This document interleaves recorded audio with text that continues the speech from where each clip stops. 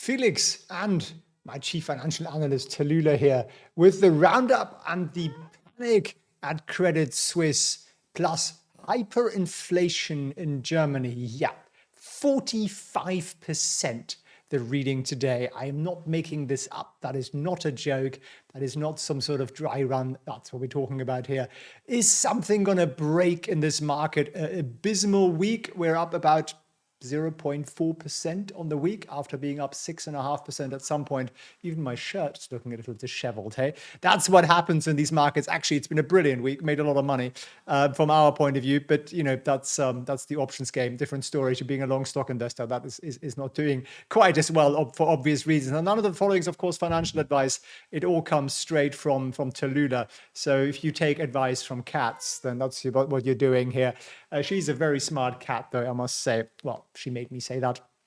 She runs the house around here. What's happening at Credit Suisse? Are things improving or getting worse? Well, depends on which way you want to look at it. If you want to look at it from the perspective of Credit Suisse, they'd like you to believe that the fact that they're buying back about $3 billion or euros, perhaps, about the same thing, isn't it, nowadays? So we can use either currency.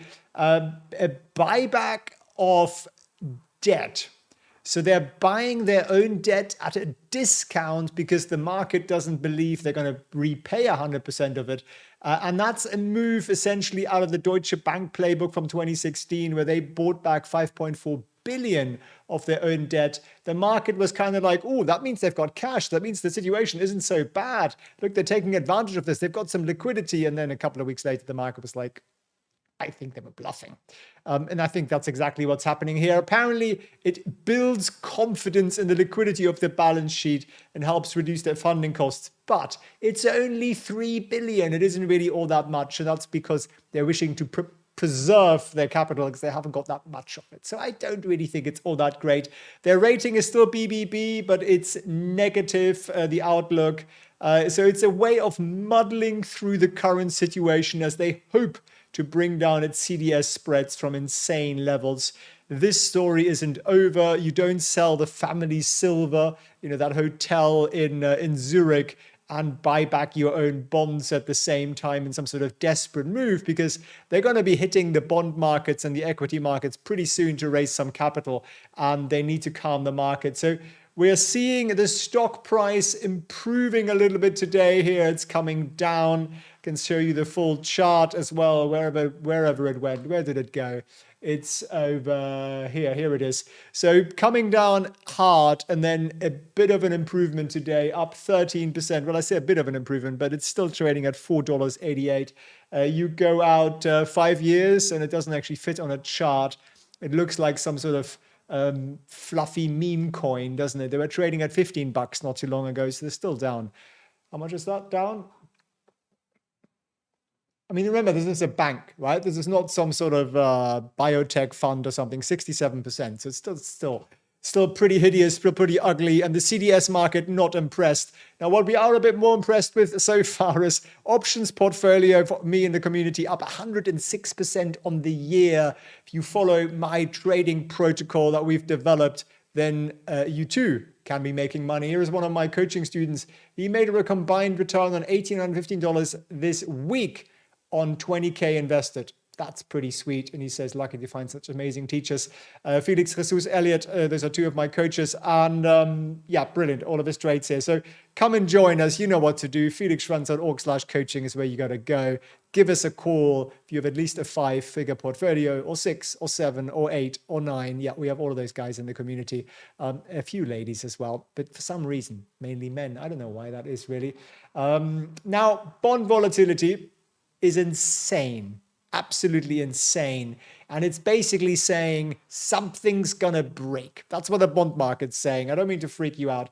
If you look at the foreign exchange market, also full of very, very smart people, that's the foreign exchange volatility. This down here is the VIX, that's stocks. So it's insane levels on foreign exchange. Again, they're basically saying something's going to break. And this is the VIX. So this is the VIX as we have it right now. When you are in that zone, you are at panic. When you are in this kind of zone, you're at fear. And when you're down here, you've either taken too many substances or you are just genuinely calm. So where are we right now? We are here. We are fully fledged back in fear on a Friday, but nothing's really going to happen. No major macro data. We got it all out. Why?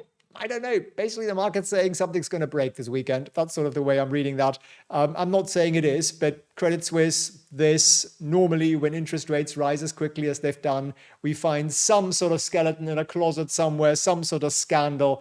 And this is the number that me being German born, makes me slightly jump out of my skin. 45.9%. PPI, that's producer price index, that's forward looking. Producer price index inflation comes out sooner than consumer inflation because it gets produced first, gets sold onto somebody, and who sells it onto a consumer typically.